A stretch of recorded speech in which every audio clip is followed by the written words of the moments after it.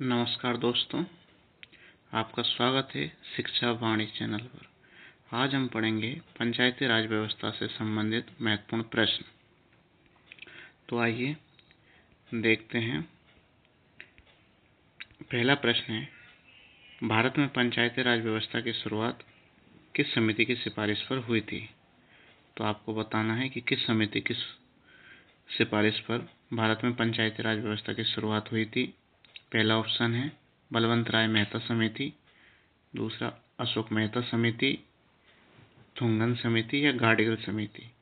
तो इसका सही उत्तर होगा ए, बलवंत राय मेहता समिति। बलवंत राय मेहता समिति की सिफारिश पर ही सबसे पहले 1957 में बनी थी बलवंत राय मेहता समिति। इसकी सिफारिश के आधार पर ही पंचायती राज व्यवस्था की शुरुआत हुई थी। तो आपको ये बात याद रखनी है कि बलवंत राय मेहता समिति, और इसने त्रिस्तरीय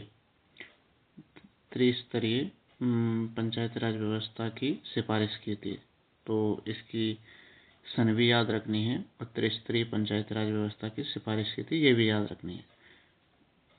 चलते हैं नेक्स्ट क्वेश्चन पे।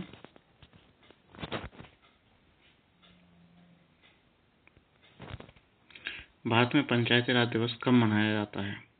तो भारत में पंचायती राज दिवस, ये थोड़ा सा मिसप्रिंट है, आपको याद रखना 24 अप्रैल को मनाया जाता है।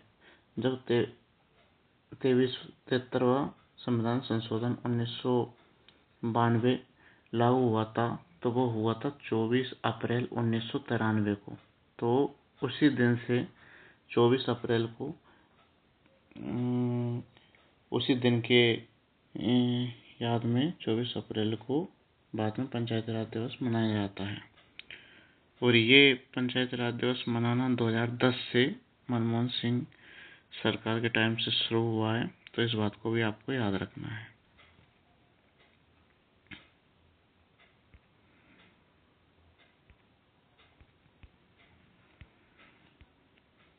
अब अगला क्वेश्चन है, भारत में पंचायती राज प्रणाली को लागू करने का उद्देश्य क्या था?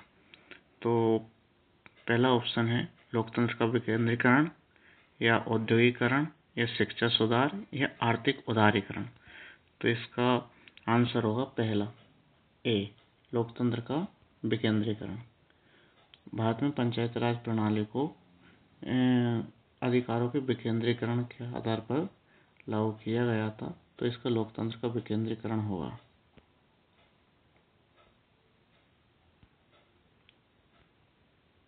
अगले क्वेश्चन की तरफ चलते हैं। तो अगला क्वेश्चन है हमारा, ग्राम पंचायत का कार्यकाल कितने वर्ष का होता है?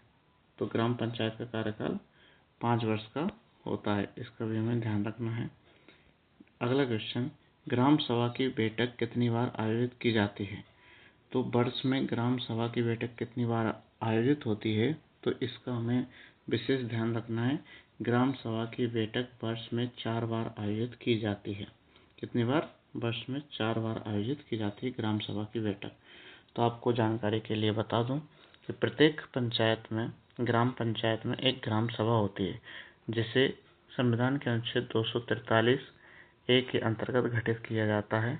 और इसमें 18 वर्ष से अधिक आयु के सभी व्यक्ति सम्मिलित होते हैं। तो अब हम चलते हैं अगले क्वेश्चन की तरफ। अगला क्वेश्चन है, पंचायत चुनाव में न्यूनतम आयु कितनी होनी चाहिए? पंचायत के चुनाव में उम्मीदवार के रूप में आपको खड़े होने के लिए न्यूनतम आयु 21 वर्ष रखी गई है। तो इसका सही उत्तर होगा 21 वर्ष। चलते हैं नेक्स्ट क्वेश्चन की तरफ। पंचायतों से संबंधित विवादों का अंतिम निर्णय कौन करता है? तो इसका पहला ऑप्शन है उच्च न्यायालय, भारत निर्वाचन आयोग, राज्य निर्वाचन आयोग, या संसद। तो इसका सही जवाब होगा राज्य निर्वाचन आयोग। आपको इस बात का ध्यान रखना है कि पंचायतों से संबंधित सभी विवादों का निपटारा राज्य निर्वाचन आयोग द्वारा ही किया जाता है। अगला क्वेश्चन देखते हैं। तो राज्य वित्त आयोग का गठन कितने वर्षों के अंतराल पर किया जाता है?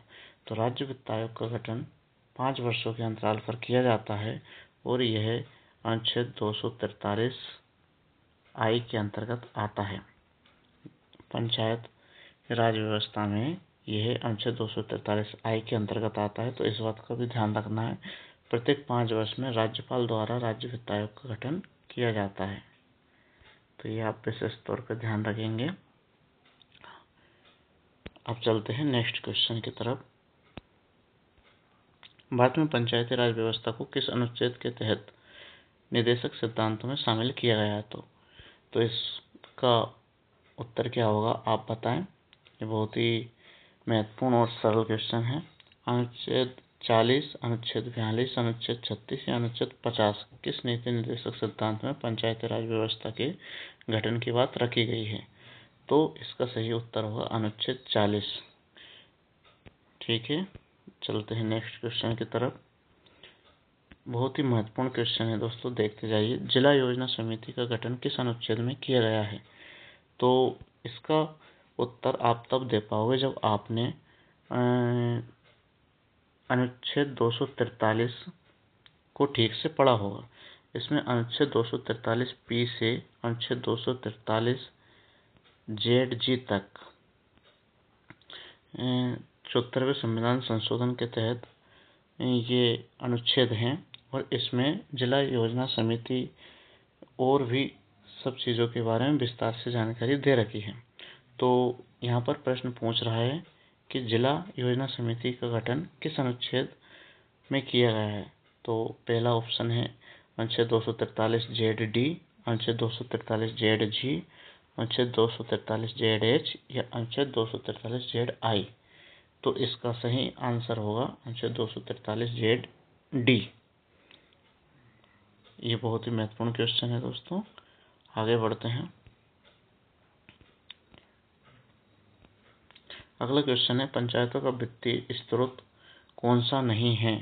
तो राज्य सरकार से अनुदान, केंद्र सरकार से अनुदान, विदेशी दान, कर एवं शुल्क। तो इसका सही उत्तर होगा सी, विदेशी दान।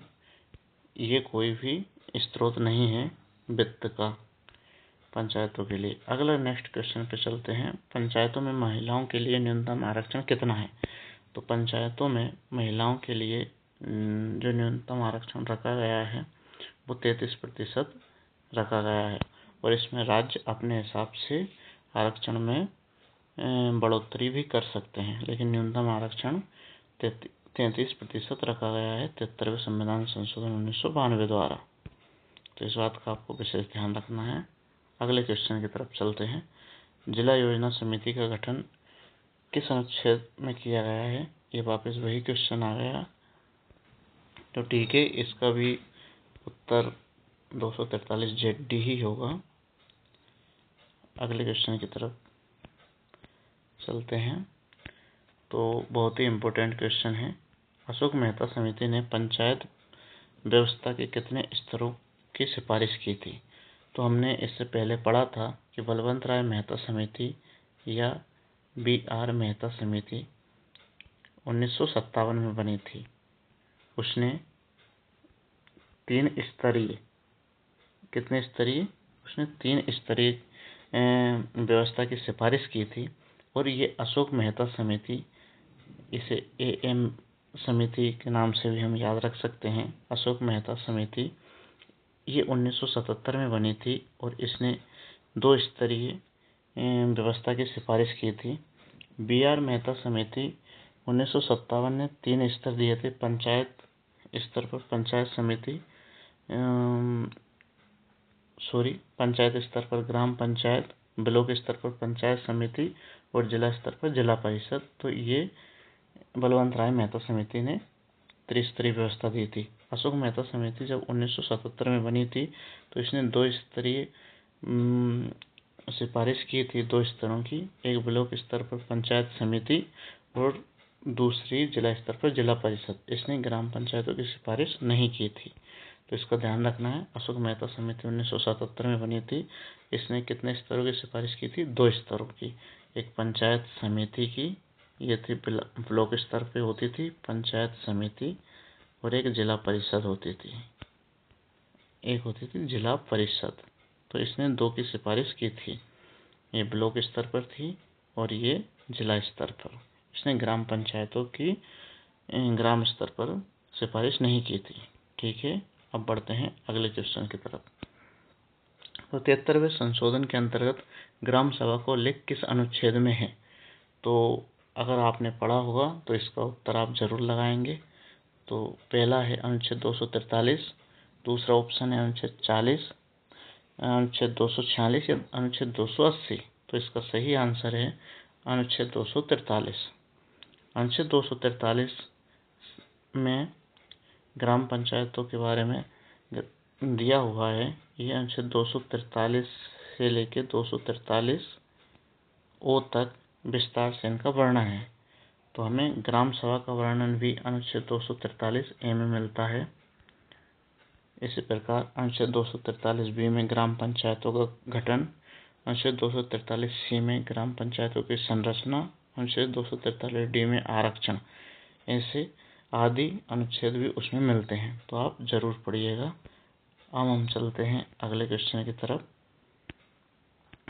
राजस्थान में पंचायती राज व्यवस्था किस जिले में सबसे पहले लागू की गई थी?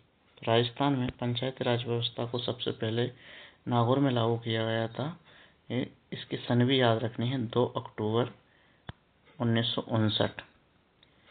तो ये नागौर में सबसे पहले लागू किया गया था, इसको याद रखना है। नागौर राजस्थान में, ये राजस्थान में आता है। ठीक है। अब हम चलते हैं अगले क्वेश्चन की तरफ। भारत में पहली बार पंचायती राज प्रणाली किस राज्य में लागू हुई थी? तो सबसे पहले राजस्थान में लागू हुई थी। पहला राज्य अगर पूछा जाता है कि पहला राज्य पंचायती राज प्रणाली लागू करने वाला पहला राज्य, लेकिन ये संवैधानिक वाली बात नहीं है। ये सबसे पहले कहाँ लागू की थी? तो अभी हमने पढ़ा था नागौर राजस्थान में। तो ये वही वाला है कि पहली बार पंचायती राज प्रणाली कहाँ लागू हुई थी? तो राजस्थान में। और दूसरी बार की बात आती है तो वो आंध्र प्रदेश आता है। दूसरी बार में आंध्र प्रदेश आता है। अगर संवैधानिक आधार पर बोलें 73वें संविधान संशोधन के बाद पंचायती राज प्रणाली कहाँ लागू हुई? तो वो सबसे पहला राज्य मध्य प्रदेश था। तो इस बात का आपको विशेष ध्यान रखना है। ठीक है। अब हम चलते हैं अगले क्वेश्चन की तरफ। मध्य प्रदेश में पंचायती राज व्यवस्था किस जिले में सबसे पहले लागू की गई? राजस्थान में पंचायती राज व्यवस्था किस जिले में सबसे पहले लागू की गई थी? तो अभी हमने पढ़ा है नागौर जिले में ये लागू की गई थी। ठीक है। अगले क्वेश्चन की तरफ आते हैं। पंचायती राज की 3 स्तरीय व्यवस्था में सबसे ऊपरी स्तर कौन सा होता है? तो इसमें सबसे ऊपरी स्तर होता है जिला परिषद। कौन सा होता है? जिला परिषद।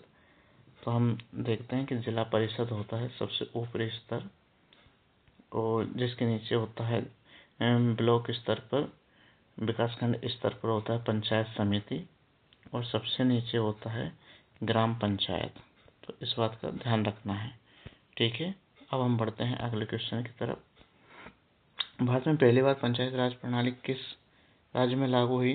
ये क्वेश्चन हो चुका है हमारा, राजस्थान में लागू हुई। अगला क्वेश्चन आता है पंचायत चुनावों के संचालन की जिम्मेदारी किसकी होती है? तो पंचायत चुनावों के संचालन की जिम्मेदारी आपको बताना है। ये क्वेश्चन पहला राज्यपाल, दूसरा राज्य निर्वाचन आयोग, तीसरा भारत निर्वाचन आयोग या मुख्यमंत्री। तो इसका सही उत्तर होगा राज्य निर्वाचन आयोग। अनुच्छेद 243 के में राज्य निर्वाचन आयोग की व्यवस्था की गई है। इस बात का आपको विशेष ध्यान रखना है। ठीक है। अब हम चलते हैं अगले क्वेश्चन की तरफ। 73वें संशोधन के तहत किस सूची में ग्राम पंचायतों के कार्यों का उल्लेख है?